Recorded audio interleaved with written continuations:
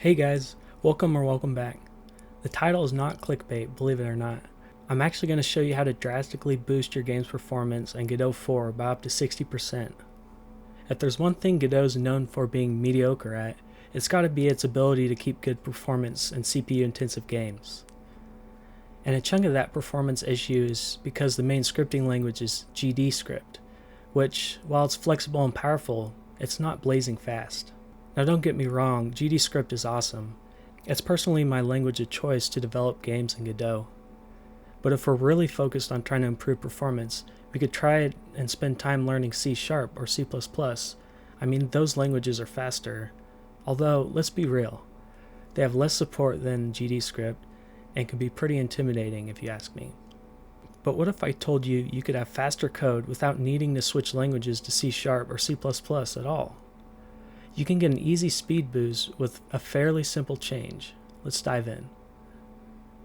Let's look at this player script. It's just a simple player controller for basic movement. See anything wrong with it? Well, the score, coins, and player name are dynamic type variables.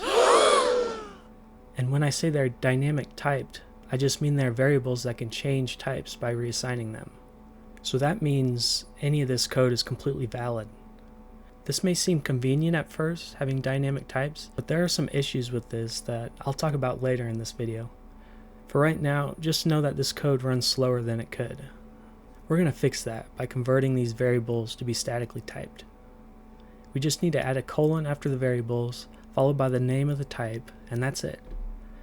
A shorthand way to write this is to declare variables with colon equals.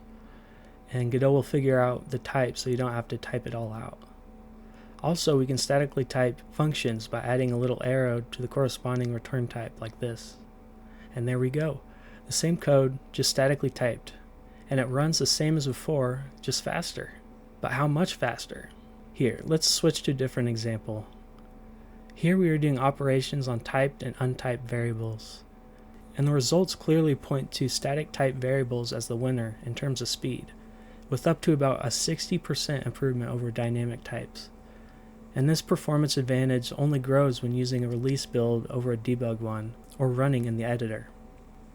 Yeah, but what about actual FPS gains in an actual game?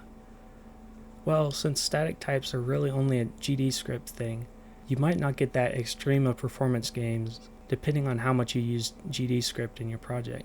But if you're running heavy GDScript calculations like looping over hundreds of game objects per frame or large sections of a tile map to modify tiles, it should make a pretty noticeable difference in frame rate and reduce some of the stuttering.